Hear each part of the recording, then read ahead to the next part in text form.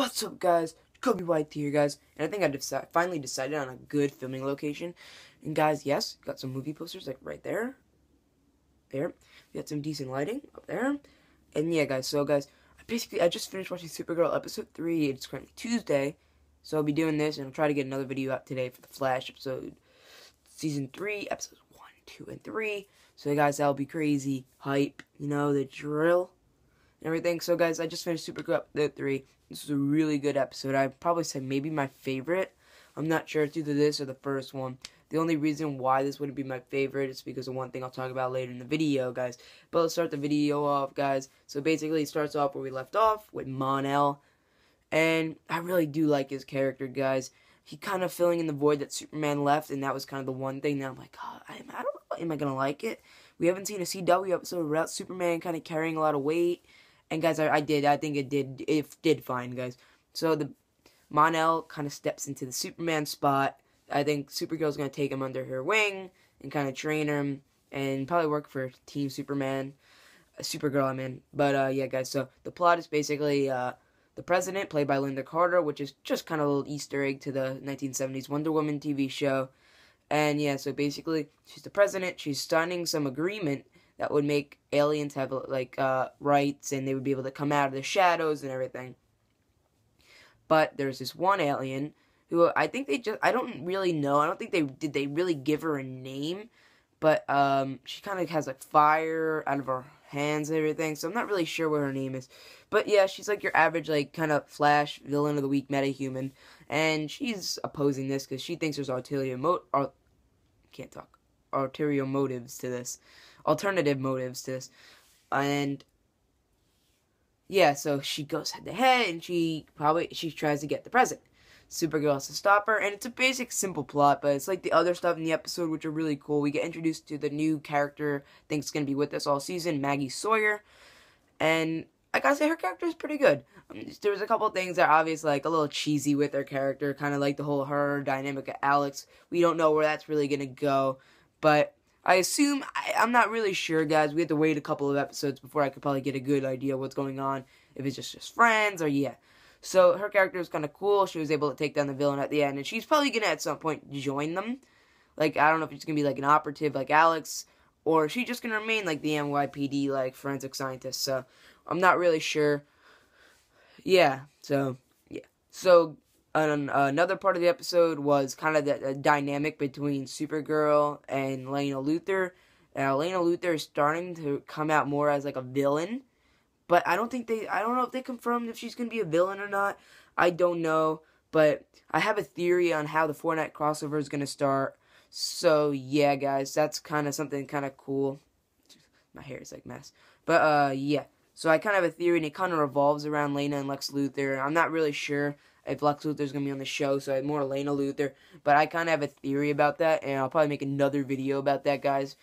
So, yeah. So, I think her character is a little cool. She's still a little, like, a little boring. Kind of, not boring, but bland. Like, kind of know everything she's going to say. And, yeah. Snapper Carr's in it for a little bit, and his character's basically the same. When I'm not really sure. So, I think he's going to be a little similar to what Cat was in the first season, where he'd be like, he's a little annoying. But in the first couple episodes, then he might grow on us. But it depends. Really, it depends on the writing for his character. This week's episode was, I didn't really like the writing for his character. Last episode, I thought that, yeah, his like dialogue was good.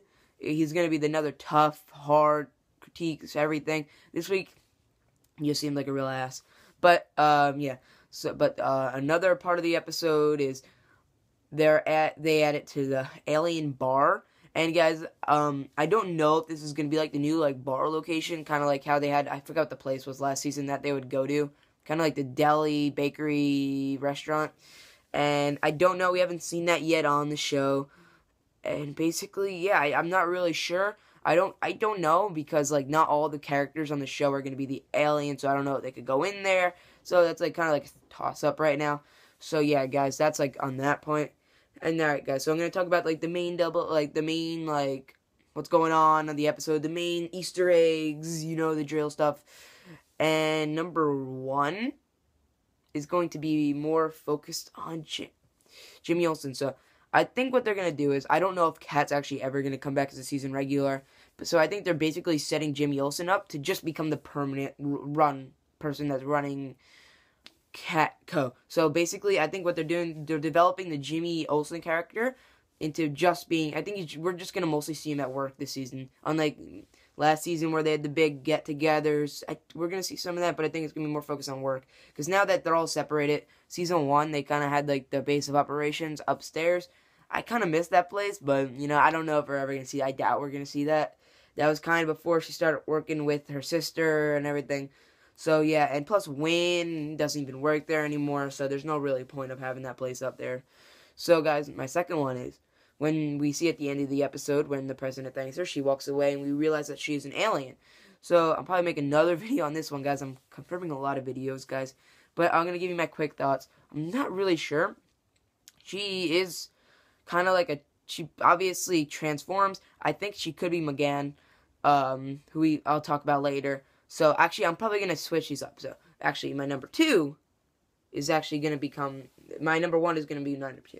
So, at the end of the episodes, we see Hank or John Jones walk into the alien bar, probably trying to meet some people, and he runs into the last woman of Mars. So, basically, we meet McGann. Not really, McGann Mons, did she say it was? Something like that. And basically, I think she's going to be part of the team. I don't know how long it's going to take for her to get on the field. But basically, I think that's what they're going to work. Kind of some chemistry, because now Hank's going to have somebody he could kind of relate to that's not Supergirl. And yeah, guys, so not really much to talk about there. But basically, yeah, not really much to talk about. And if you guys see like some green glow, that's like I have a fan up there. And it's probably the lighting's making it look like it's floating, but it's really not, guys. But on to number 1, like I said, the president turned out to be an alien. I think it could be McGann. Similar to the way they just tried to set up Hank Henshaw, like in the first 5 episodes of season 1, as like he could be a bad guy until we learn that. I think she might be the president. Similar to the way whatever like Hank Henshaw would walk away in the earlier episodes of season 1. His eyes would glow. That's really, the way they did it's really similar. It would make sense as if she's helping all the aliens, and it would kind of make sense because Hank Henshaw, ever since he's been on Earth, John Jones has been helping aliens. So it would make sense, and it would give her a character, give her a little bit of a dynamic, and it would have her character arc make a little more sense and just be she's been on Earth, but she hasn't contacted anybody. She's just assumed she's the last woman. Kind of like Hank Henshaw was. Basically, guys, I thought this was a pretty good episode overall. I really did enjoy the different characters. I really think Mon-El is going to be a really cool character. I hope they give some of the Season 1 characters a little more time. Like, Wynn and Jimmy Olsen combined had 2 minutes of screen time. The Jimmy Olsen had a little bit of an arc when he stood up to Snapper. But that was basically it, guys. Because I think one of my favorite parts of Season 1 was the dynamic, that it was more of a team. But they've basically gotten rid of, Team Supergirl, and it's now all, Team DEO. So I really hope that they go back to, a Team Supergirl, similar to where the Flash is. So, guys, basically, this was episode 3. And, yeah, guys, so I hope you enjoyed the video. Remember to give it a thumbs up, like, and peace. I'll probably be uploading my Flash episode 1, 2, and 3 video tonight. This will be going up during the day. And, yeah, I'll see you guys in my next video. Peace.